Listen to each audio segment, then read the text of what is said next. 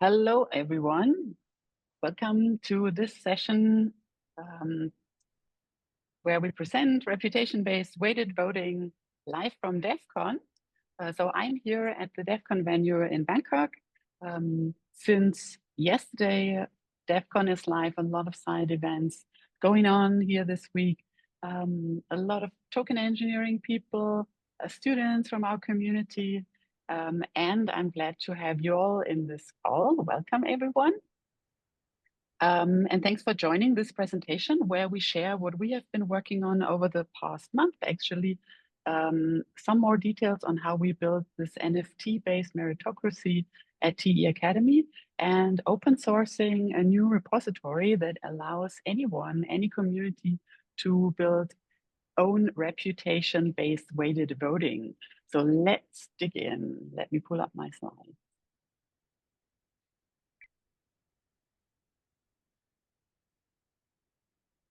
All right, so this is all about make reputation count in decision making.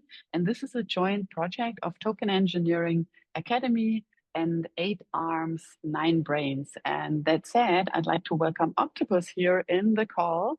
Maybe you introduce yourself briefly.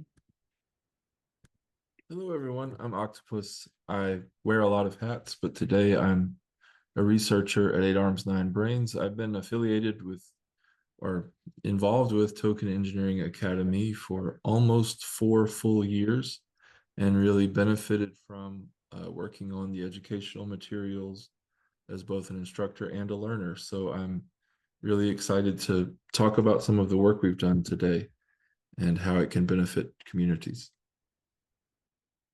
Yeah, and I must say, most of our students know Octopus. He has been course author of TE Fundamentals, Module 3 and 4, and active in the live tracks in the study season and many more of the activities we've been running in the past 4 years.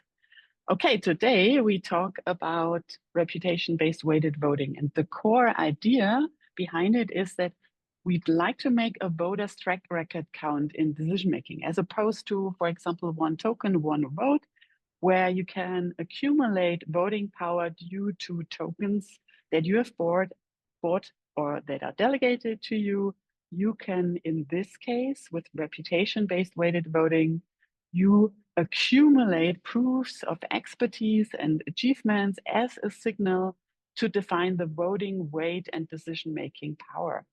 And this, of course, is relevant in the voting cases where, for example, we'd like to make expertise count, where we take decisions on a certain subject, where we need domain experts and their perspective to make good decisions. And we applied reputation-based weighted voting in our own community at TE Academy. So in our channels, we have a community of 50K monthly social media reach. We have 20K community followers. We have 6K token engineering read subscribers and 5K token engineering students. So we already have an ecosystem where we have certain degrees of engagement and for sure certain degrees of knowledge in token engineering, which is via people's backgrounds and what they've achieved at TE Academy. And we can track their all community members' achievements in our community via the NFT systems that we've built. So this is a screenshot of OpenSea, the overview of all Token Engineering Academy NFTs that exist. We have today in total 39 different NFTs, and we have minted 1,692 NFTs. And having these NFTs in the system, we have already a pretty sophisticated system overview and proof of the knowledge in our community.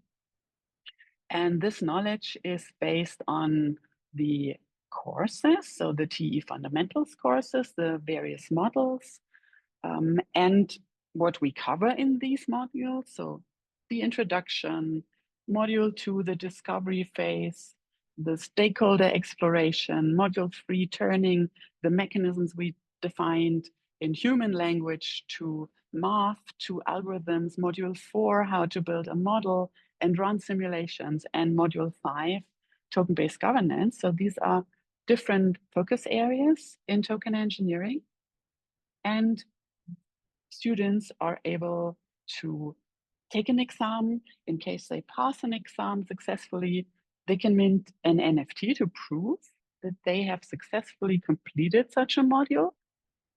And on the other side, so to say, we have teachers, we have lecturers, like in the study season, live tracks. We had in total 8 live tracks covering different token engineering advanced knowledge, like the token design thinking framework by Sherman Foschengier, Trent McConaughey, with his engineering perspective on data flywheels, DeFi's concentrated liquidity from scratch description by Mark Richardson, and many more. We actually, Octopus and I ran a live track about reputation-based weighted voting as well. And we had 4 fellowship candidates that brought their past work as candidates for the fellowship grant. So again, we have various contributions here on the knowledge sharing side from experts in token engineering, and they also got a proof of their contribution to the network in sharing their knowledge. So this is a different kind of achievement. And via these different NFTs, we can represent different levels of expertise. Like on the left, the course authors NFTs for creating the TE fundamentals curriculum, or for speakers at the token engineering track at ECC 2024. They also shared their knowledge and they have expertise in the token engineering sector. Study group hosts. This is again a different kind of expertise, a different kind of contribution to the network. These are local community ambassadors running study groups, supporting others in learning token engineering, or the team who hosted and organized the token engineering bar camp in 2023. So different types of achievements, different types and levels of knowledge in token engineering. And since this is still, even though we already have 1,600, more than 1,600 NFTs minted, we have a certain current distribution in our network when we look at 3 core target groups in the token engineering community: experts, graduates, and students. So once we look at these different NFTs and classify them into these 3 categories, we have experts like the course authors or lecturers. We have graduates, those who have already passed all 5 TE fundamentals modules, and we have students, those who enrolled, who maybe have 1 or 2 TE fundamentals modules completed. And if we look at the distribution, we can clearly see, so the bright green is students, the grass green is graduates, and the blue one is for experts. And today, the experts are actually the smallest group in the community, and the students are the largest group, which is natural in an early stage of the field. However, we wanted to prepare and get ready for a fellowship voting. So we decided in July, we selected the best, one of the 4 fellowship candidates to receive a fellowship prize. And the criteria was, what contribution is most valuable to the token engineering sector? And here, of course, we wanted to have a good representation of expert knowledge and also of graduate knowledge. And once we would weight all the NFTs equivalently, then the beginners would have the most decision-making power. Instead, for the fellowship winner decision, we wanted to have a more balanced decision-making between these 3 stakeholder groups. And our target was to weight them equally so that experts, graduates, and students have equal voting power in this decision who should receive the fellowship prize. And based on this core idea, we started exploring weighting these NFTs and give this reputation represented by NFTs a certain balanced weight. And generally, if you look at vote weighting, we should first be clear about the steps and components any voting system consists of. So we have at the top voting wallets. I call them voting wallets because in any token system, we have representations of individuals, which are wallets. So we don't actually know who's behind a wallet. In theory, this could be an organization, it can be an individual, it can even be a bot. In the case of TE Academy's NFTs, it's students who registered an account at TE Academy. So we have a link between a wallet and a user account. And since the NFTs are not transferable, we can be sure that the wallet that holds these NFTs haven't received it via a trade or borrowed an NFT from somebody else. This is the wallet that is assigned to a student account and can receive an NFT only via passing an exam. Okay, so we have voting wallets that represent students and individuals in our community, so also experts, and they acquired NFTs. Now, second, we have a weighting mechanism that is linked to a ballot. So what decision we'd like to make. In our case, these were 4 candidates for the fellowship prize and 1 candidate to be selected as the winner. And this is referring to the voting rule that we applied. So we need a rule to aggregate the votes. And in our case, this was a percentage assigned of my total voting power to the candidates. And then finally, to compute a voting outcome. So these are the components. Yeah, again, here, just for your overview, TE Academy NFTs, a weighting mechanism, the ballot voting options for the decision to make. In our case, the fellowship prize winner. We had single winner plurality as a voting rule. There could be others, and a voting outcome, a winner. And what we'd like to discuss now is the weighting mechanism. So let's dig in how we weighted the NFTs to compute a voting outcome.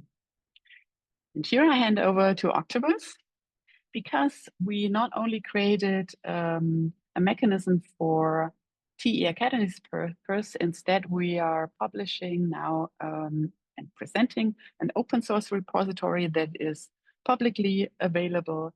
And Octopus will walk us through the repository. Let's see how every community can weight proof to make achievements count in a voting. Octopus. Thank you so much, Angela. That was such clear and insightful context to set the stage for the actual mechanical work. If you would go to the next slide, please. So we do have a GitHub repository that has tools similar to the ones that were used in the study season. And the purpose of, and we'll go over that code base in depth in a bit. Before we do, I want to give a bit about the context of the problem and what the purpose of the repo is, why it is necessary, and what the design philosophy behind some of the decisions and mechanisms are. So if you go to the next slide, please. And thank you so much for the... So when we looked at the problem, we ended up on a mechanism called dynamic network weight scaling. But to actually solve the problem, we had to think very carefully about what the end result should look like. And we had to ask lots of questions like, what are the requirements for what would we find acceptable? What are the necessary conditions to meet? And what are unacceptable outcomes? And this is not obvious, but for instance, should the person who gets, or the person or the choice that gets the most votes win? That may feel like yes, but there are counterbalances where that may result in other scenarios that are less desirable being possible. And so, as an important part of the design process, we did this requirements engineering, where we're looking at these questions and what would we be willing to accept and what would we not be willing to accept. And that's often the most difficult part, because in this type of work, it's easy for things to become ideological, to think about good and fair, and it's harder to think about if 1,000 voters show up and 10 of them are extremely knowledgeable, is it enough that they decide? But that's the type of ultimate value judgment that the decision makers are having to make in this type of problem. If you go to the next slide, I kind of hit this as a high-level summary to think about: what do you want? And what do you need? What do you not want? And then next slide, please. And then how will you know that you have it? And how will you know that you have it, or that you could have it, is going to drive a lot of the simulation work when we get to the place where we're actually looking at different scenarios to see if they produce outcomes that we find reasonable. Next slide, please. As an example of the very, very hard trade-offs that are involved when looking at voting design, there are two very desirable criteria that are in tension. One is what's called the Condorcet criterion. So if you can imagine a ballot with multiple options, but then you went through and only considered two options at a time. So if we had candidates A, B, C, and D, we might look at the votes that each candidate received, but then we might consider just candidate A versus candidate B, candidate A versus candidate C, etc. Well, if candidate A would win each of the one-on-one elections against the other candidates, we would expect that they should win the overall contest. And that's called the Condorcet criterion. It's a very intuitive thing that you would want out of a voting mechanism. On the other hand, there's a contrasting criterion called monotonicity, which basically means that if you vote for something, you should not be able to reduce the likelihood that it happens. In other words, there should never be a case where you vote for something and it would have won if you hadn't voted, but it loses now that you do vote. Unfortunately, these two conditions are actually in tension. If you have at least 4 options, you cannot have both.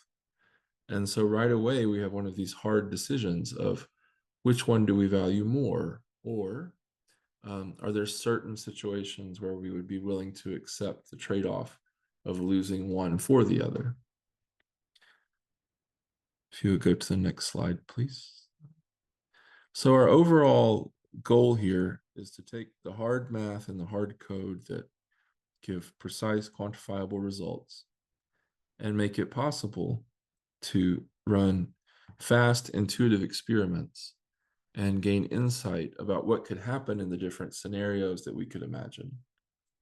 The goal here is not to do perfect mathematical optimization that finds the right answer the first time, because that's not even possible in these types of problems. There is no right answer. Rather, the way that we're setting this up is so that you can go quickly through possible designs and get a feel for the design space. And so, like Angela said, each user will have credentials that they're already bringing in. One of the things that's possible with the dynamic network weight scaling is to create new credentials that are based on information from the old ones. So for instance, in the TE Academy study season scenario, there was a graduate credential or NFT that was created for those who had achieved all 5 TE fundamentals NFTs. Then the credentials are placed into groups. And the designer gives these credentials initial weights that are just an intuitive sense of how important or how meaningful each one should be in relation to the other. Then there's going to be the choice of an actual weighting mechanism. We have 2 different ways you can approach dynamic network weight scaling. Once you've chosen the mechanism, then it can calculate and it reweights the credentials so that the total weight constraints on the different groups are satisfied. After the new weights are calculated from the initial information and the chosen constraints, at that point, you look and see how viable, how feasible, how acceptable are the results that we got from the mechanism. It may be that your intuitive idea was far too, enabled far too high a risk of dictatorship. Or maybe it's far too easy to capture with a Sybil. And you can see that through the simulations. And the nice thing is, it will only take a few minutes to do this so that you can go back and try something different if you find the design is unacceptable. Complex systems are best understood through repeatedly interacting with them and seeing what emerges. And this tool is intended for that. So if you find that the outcomes are acceptable, great, you have a feasible design. If not, just go back and try again. And it shouldn't be hard. It should be fast and intuitive for the user. If we could go to the next slide. So I'd like to show what this looks like in the actual code base and talk about some of the, and if I could do screen sharing here, I have this on my local machine.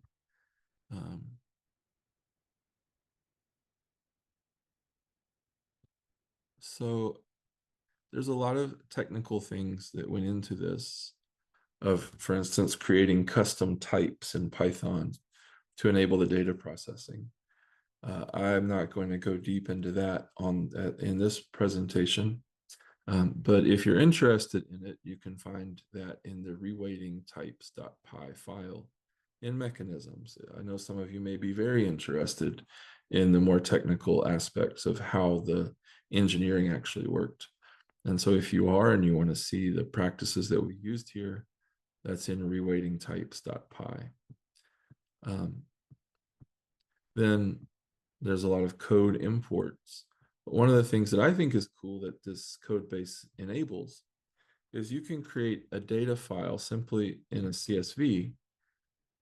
And you could either do this as an actual CSV file that you've created in the TE Academy study season. This was created through downloading from a GraphQL subgraph to get the data. And you can see what it looks like as a data frame here. I'm working with a toy data set, not the actual TE Academy study season data set, because I think it's simpler. So here we're just going to have the NFTs are color coded. We have red, blue, yellow, and we have 2 of each. And the scenario we're imagining is that red represents a lot of knowledge and is important, kind of like the expert class that we saw with the TE Academy study season example. Then if someone has all the blues and all the yellows, that's also a lot of knowledge. Blues and yellows are not as valuable as red, but if you've accumulated all of them, you probably have a very holistic picture of the space. So what we want to do now is create a new green credential for people who have all of the blues and yellows. And this is an example of creating a new NFT or a new credential. It may not actually be minted as an NFT, but it's something the system can process based on available information. And then finally, we'll have an other group that consists of everything else, blue and yellow, but not enough to qualify for green. So there's some coding here that creates the green voter and makes sure that is working correctly. And then we're going to create our group rules. So we want to view this not as weighting individual voters, but as weighting total groups or blocks of the credentials. So we call that C weight. And here we're going to have 3 C weights that we need to do the logic of actually finding what should be included when we go to calculate the C weight for each group. The logic here is a little bit, it's not terrible, but if you're less technical, you may or may not enjoy the, I really enjoy the details that went into figuring this out. Others may enjoy it less, so let's not go too deeply into that. Just to say that it's feasible to create any group selection rule that you want. And then this is where the fun begins. A human can set the initial credential weights. So here I have these initial weights set to reflect the fact that reds are very valuable. And I have red 1 at 5 and red 2 at 10. And then blues and yellows are less valuable. And proportionally, maybe blue 2 is more valuable than blue 1 for some reason, harder to get or scarcer. And then these are all of the individual credentials and the initial weights. As the mechanism proceeds, it will work with these relative values. So in the end, it should be the case that whatever the reweighting occurs, red 2 is still twice as weighted as red 1. This is the starting point. And if it turns out these doesn't give the results we like, we can go back and easily set new values. Then we create a reweighting mechanism object. What I would envision here for use cases is that probably most of this is already filled in, and whoever is playing with it only comes and changes these numbers and then reruns the notebook, sees what the results are, and then changes the numbers again if they don't like the final results. So here are some more technical things about creating group masks to filter through the data frames, which will be very exciting for the math code heavy people. I'm happy to go over it if there is interest in that. But mainly I want to show what the mechanisms do rather than how they work. So now there are, like we said, there are 2 different approaches to reweighting this. First is proportional. With proportional, we're saying what percentage of the final voting weight these groups of credentials should account for in total. For instance, I could create that red should be 50% of the total final voting power, that green should represent 35%, and that the other should represent 15%. In the study season itself, these were all set to be equal, I believe, each at 33.333%. You could set these however you wish. Then you actually create the mechanism, and it calculates how much the final weight should be to match that proportion. And after all the work is done, you get new weights. So you can see that the weight of the red credential and the red 1 and red 2 credentials had to increase. The weight of the green credential had to increase a little bit, and that the blues and yellows stayed the same. Now, it should be the case that with these weights for the individual credentials, that the group C weights are as requested, and these are not the proportions, but these are the raw weights, and when you divide by the total, they give the proportions that we looked for of 50%, 35%, and 15%. Now we can kind of look at how that impacted individual voters. So what we've done so far is recalculated the weights of the credentials, but that will automatically change the voting power of individual voters who have those credentials. So we can go through and see which what, a specific voter, how their weight changed, a specific group, how much voting power they have now, and we can just go through and look at the overall population.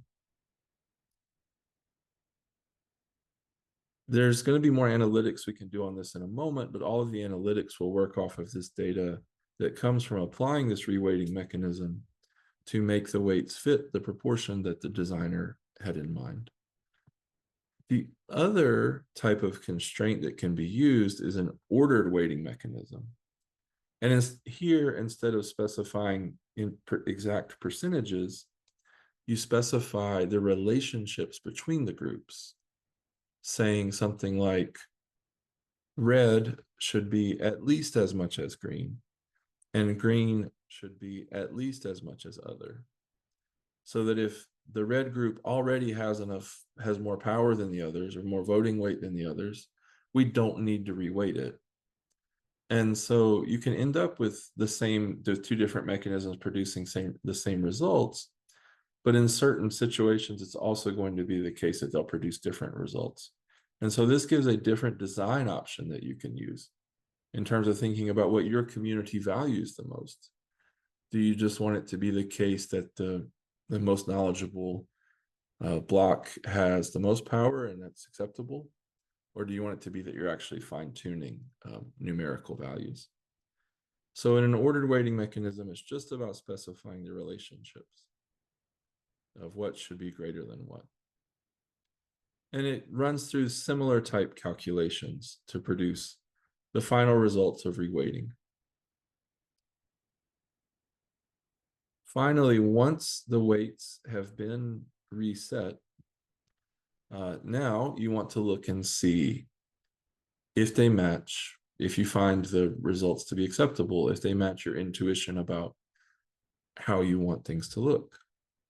So there are several tools that can be used for this.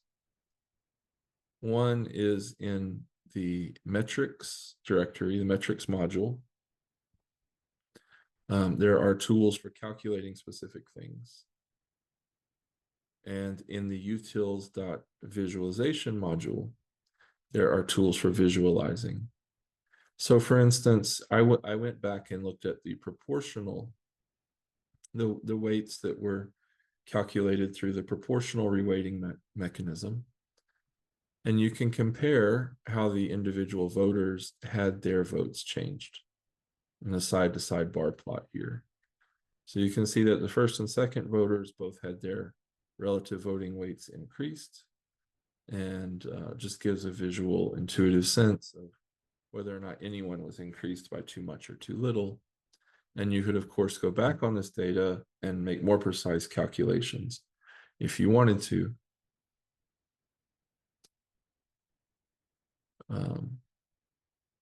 The other thing that's helpful is to have metrics. So in a moment, I'm going to talk a bit more about the types of metrics that are useful for this problem, and also the glaring need for more and better metrics.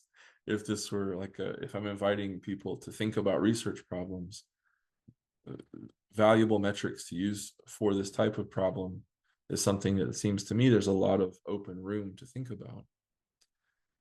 It's important to emphasize here that the actual results you get don't just depend on the voter weights. They also depend on the voting rule, and I'll change this terminology to match what we're using. The voting rule of how the votes are going to be counted after they're cast, or how the voting weights and the ballots are going to be processed. One of the things in the literature is most of the research about vote weighting assumes that you're just adding the votes up. And so it doesn't account for something like quadratic voting or the mean rule or something like that. So here I'm just working with straightforward add whatever the voters' ballots were up and see what happens. And in order to determine whether or not we get acceptable results, there are a number of numbers, a number of metrics or quantities that we could use to look at different possibilities. One is the Nakamoto coefficient. this is a way for assessing decentralization in voting systems, particularly one token, one vote systems. If your Nakamoto coefficient is low, it means that there is a small group of voters who can control the outcome if they all select the same result. If the Nakamoto coefficient is 1, that means you essentially have a dictatorship where it doesn't matter who else shows up, this one person will ultimately be making the decision. So probably we don't want a Nakamoto coefficient that is too low. On the other hand, if our Nakamoto coefficient is too high, for this problem, we're balancing decentralization against credibility. And it's likely that the credibility is held by a smaller number of experts and deeper community members. So what the Nakamoto coefficient, what the right Nakamoto coefficient is, no one can say, but you can certainly get a sense of what it means. And when you're starting to tend toward things that feel like they're a bit too much in either direction. So we only had a small number of voters. We had a Nakamoto coefficient of the final weights being 2. However, that's not the only thing that we could look at, because that assumes that all of the voters turn out to make the decision. And that's not realistic. So what we would want to look at is scenarios for who might actually show up, what combinations of voters might actually show up, and who has like an effective Nakamoto coefficient for that particular sample of voters that turn out to cast a vote and make the decision. And here we can do sampling, where we take, in this instance, we're doing 10 samples, where between 25 and 75% of the population show up to make the decision. And we can run these random samples and see what the Nakamoto coefficient would be for these random samples that might show up, and visualize what that looks like. Now, because this is a toy example, we only did 10. We're just getting either 1 or 2. It might be helpful to remember that we didn't have that many voters to start with.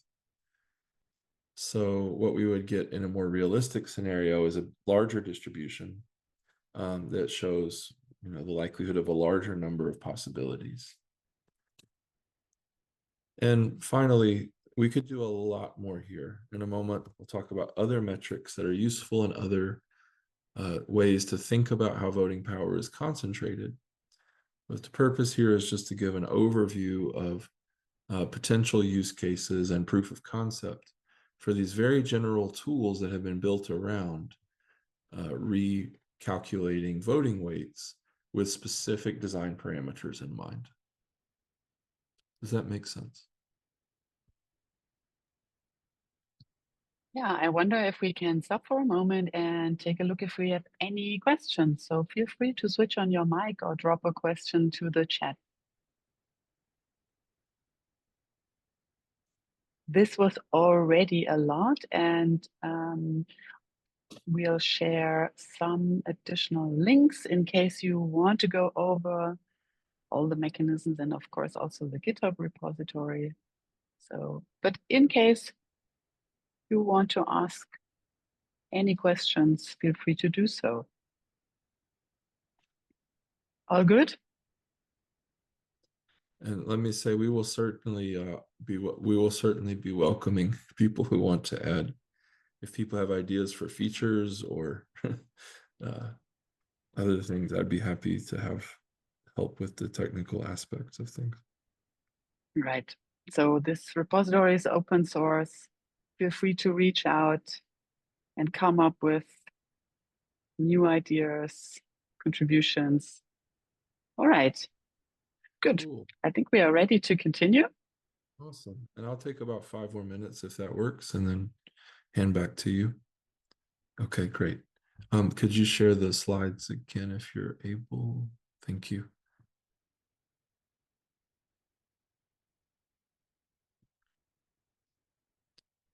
Cool. So we just did the code demonstration, and one of the things that the code demonstration pointed to is the the need for effective metrics for the simulations. Like we talked about the Nakamoto coefficient already, what that measures, and why it might be bad to have too low a number, but it also might be bad to have too high a number.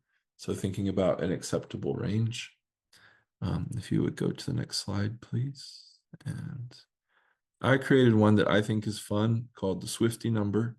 I was surprised in doing research to find that there aren't that many established metrics for how to calculate Sybil resistance. So like we see in mechanisms like quadratic funding, it can be bad if it's too easy for new people to show up, especially because you can't always tell if new voting wallets are bots, or maybe there's a pop star who suddenly directs their followers to attain interest. The idea behind the Swifty number was that what if Taylor Swift, the famous pop star, told all of her fans to go vote for one of the candidates in your vote? Well, they would show up and get the cheapest possible credential they could, but there would be a lot of them.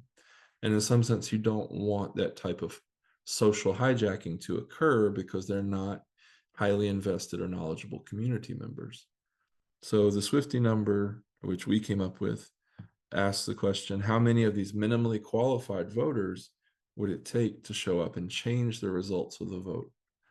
If you have a very small number, that's not great. That means that anyone can show up, and it's easy to redirect the will of the established community.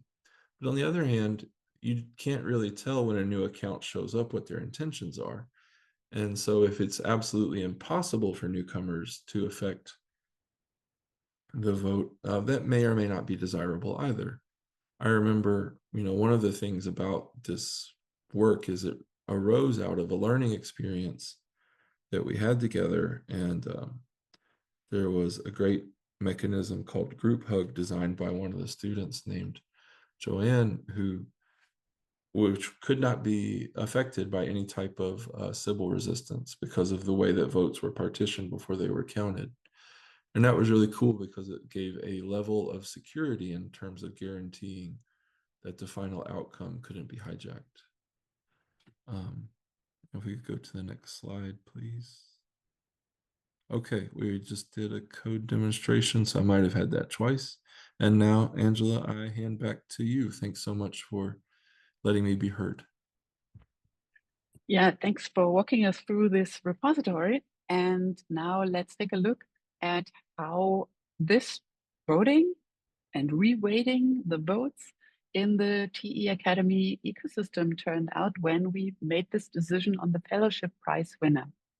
So again, we had these different levels of expertise ranging from course authors to speakers at events to TE fundamentals, students, study group hosts to team members who helped us organizing the barcamp. Very different levels of expertise. And we had this goal in mind, this target, that we have 3 key stakeholder groups: the students, the graduates, and the experts. And just like Octopus presented us, we defined a C weight. And in our case, we wanted to be the C weight, so the total weight of all existing NFTs per stakeholder group, to be the same. And this is what we see on the right, and on this right diagram, C weight that was equal for all 3 stakeholder groups. Now, here on this chart, we see how we reweighted the NFTs in our ecosystem. So first, the dark blue weights are this initial definition of the weight. So you might remember in the code, this initial setting predetermining the weights for different NFTs. And this is what we did in dark blue. So we already knew there are some NFTs who represent not, let's say, a very deep understanding of token engineering, and other NFTs that represent expert knowledge in token engineering. And this predefined weight, and then after the reweighting according to this target that every stakeholder group should be in, the accumulated weight in the stakeholder group should be equal, we had the bright blue weighting. And as you can see, for some of the NFTs, the shift was huge. And for others, the weight remained the exact same. And this diagram on the right, again, shows this from a different perspective. So we have the NFT supply, which is the dark blue line, and the weight by token ID. And here we can clearly see that NFTs in low supply, very scarce NFTs, typically expert NFTs, have then ultimately to achieve this balance, have a higher token weight, and those who are in high supply, so we have some of the TE fundamentals modules, have a lower token weight to then overall land at these equal weights for stakeholder groups. Now, how has this affected the voting outcome? Again, the decision to be made in our ecosystem was who should be the fellowship prize winner. We had 4 candidates, and the question who deserves the support of receiving a grant, the prize was 10K, and we wanted the community to decide. And this is the result if we look at these stakeholder groups after the reweighting. So we have the voting outcome and now can analyze the NFTs and the wallets holding a certain set of NFTs and can now understand, okay, what was the students' opinions on 4 candidates? What was the experts' opinions? And what was the graduates' opinion? And using these weights, we can see that experts obviously had a different opinion on who should receive the prize. And graduates and students were very much aligned. And ultimately, this led to candidate D to be the prize winner due to the weighting mechanism, which would have been different when we only count the NFTs held in the ecosystem. Okay, let's see. Yeah, I think we can sum it up.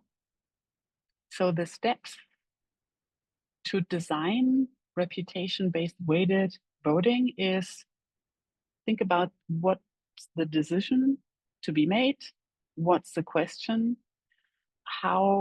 what achievements should count and how they can be proven, what proofs should be integrated. In our case, we used NFTs. There can be other attestations, tokens. In theory, we could even use Web2 credentials or a combination. How to weight these proofs, how to balance a weight, how we can even combine, as we have seen it in the GitHub repository, we can give certain combinations of proofs, a dedicated weight, and then we start defining weights. We can start with an initial definition like we did, and then start reweighting and verify these weights parameters, adding metrics to observe the outcome like the Nakamoto coefficient or the Swifty number. And once we feel that we landed at a proper parameter setting that is also safe so that nobody can easily take over the voting, and we have achieved the core idea and the objective in the reweighting, we can roll out the voting with new weights that are assigned to proofs and roll out a voting where achievements and a track record counts in the decision making. That's it.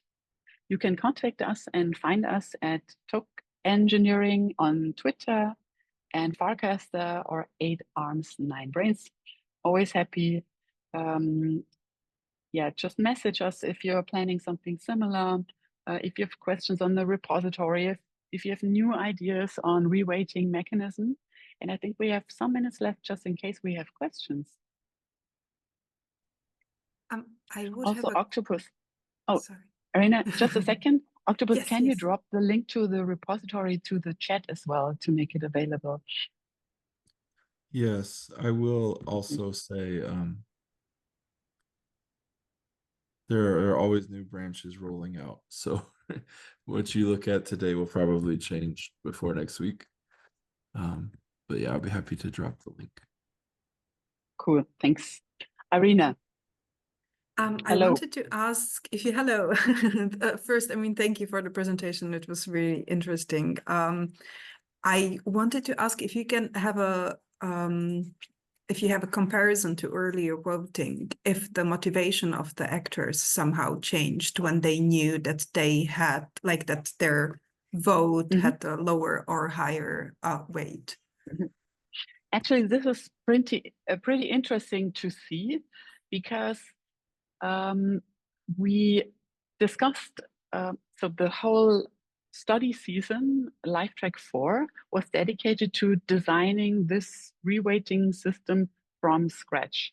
And we had a group of students that were focusing on the end-to-end design of this mechanism. And one of the big topics was, to what extent should be the final weight visible to the voter? And it turned out that this is a pretty important aspect, or it was for our students, and I'm sure it was for every voter, to see my voting power in comparison to others who maybe have already voted.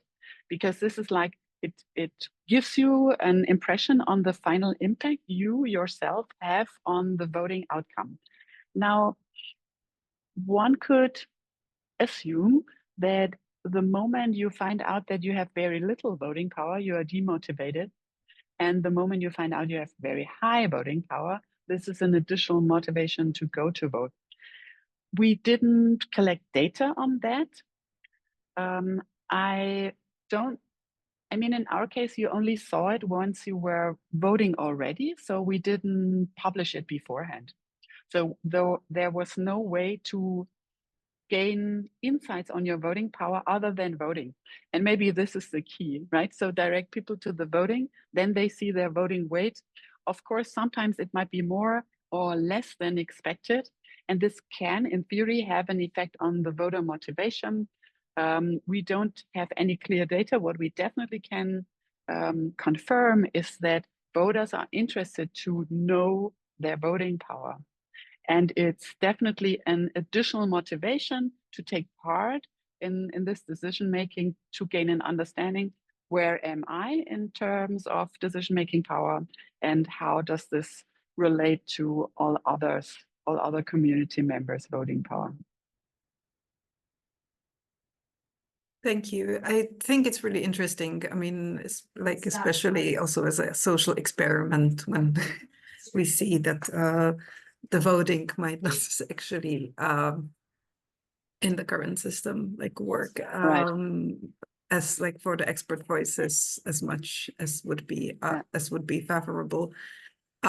Is there any like way how to actually like share like the expert, like in discussions like previously voting? Because I mean, maybe like when I joined, sorry, my kids are here, and like when you know, like I join and have like a low voting power, I know that I'm new, I don't know that much. I want to know kind of like who the experts are, and I would maybe want to know kind of like how are they voting, not like in a delegation sense that I would kind of like give them my vote, but I would want to be like, okay, like those people, they have like the highest voting power in the community. I want to know actually who they are deciding for, and that might be like the candidate or the cause that I might want to have a closer look at. Is there some kind of like apart like from the voting system itself, were you also looking at some kind of like social and communication structure pre-voting, like how to kind of promote this kind of like exchange and like maybe some like sharing of information in before the voting itself? Yeah, this is also a super important question. Before we dig into that, I just want to give a huge shout out to Vitor Martindal, one of our community members who implemented this whole voting system in Snapshot. We've used Snapshot for the voting, and in the Snapshot, let's say, set of tools, you can find Shutter. And Shutter is a tool that prevents voters to see what all other voters voted during the voting process. And this is a choice every community has to make. Should it be a private voting or should it be an open public voting?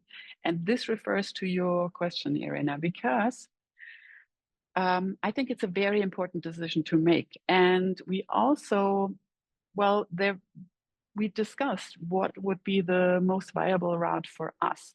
Now think about it. You can have public voting. In this case, you would see in Snapshot, this is how it's set up by default.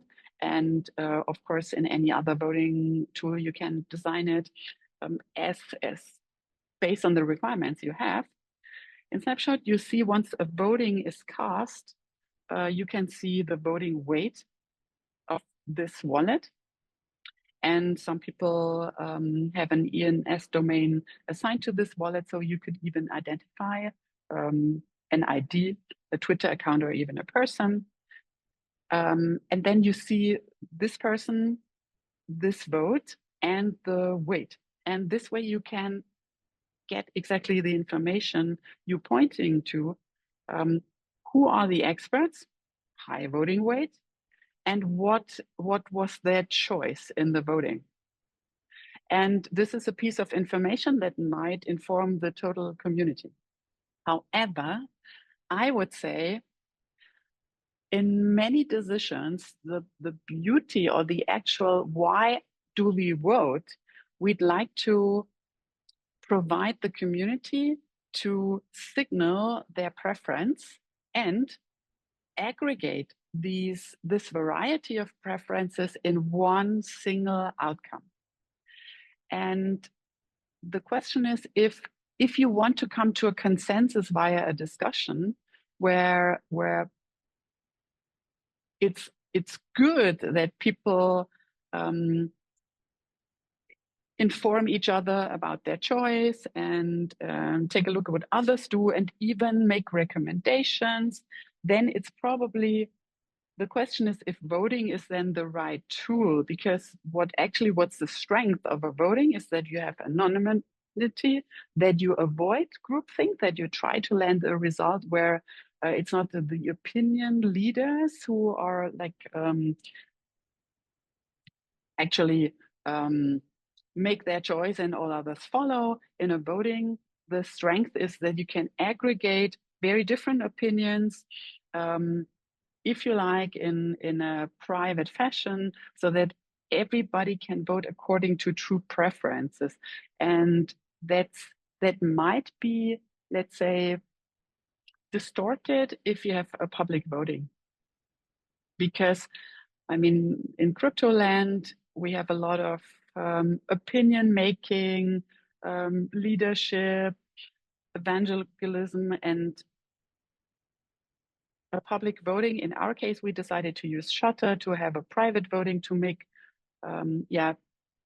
to allow every community member to vote according to their preferences and not just follow the most, the wallets holding the most voting power. That was our intention.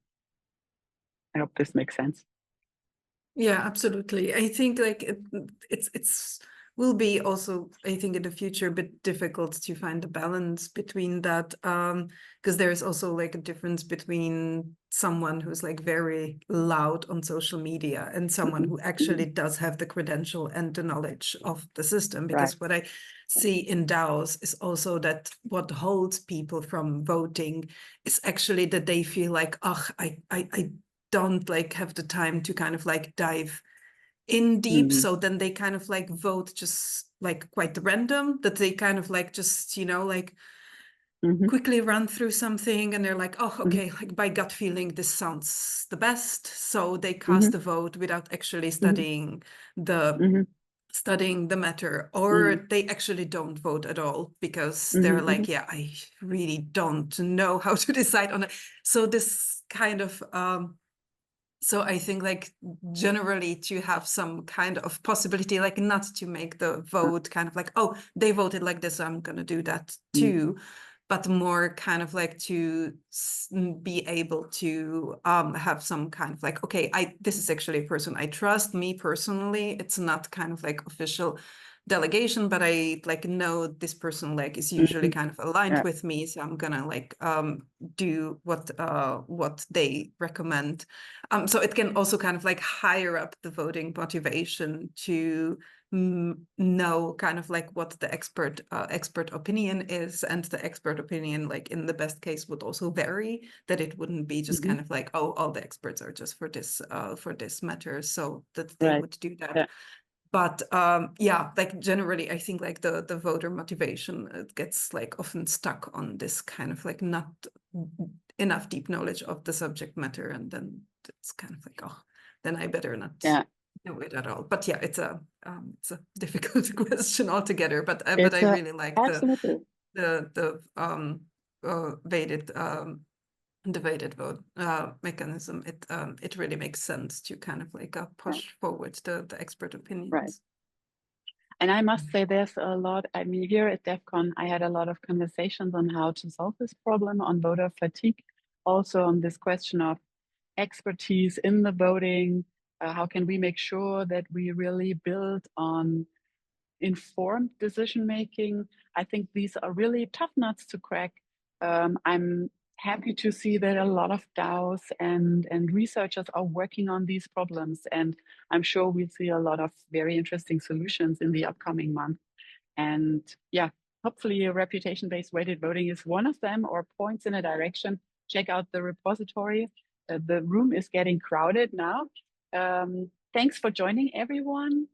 Check out the GitHub, follow us on our Twitter accounts, and always feel free to reach out. Thanks for joining the session today, and talk to you soon, everyone.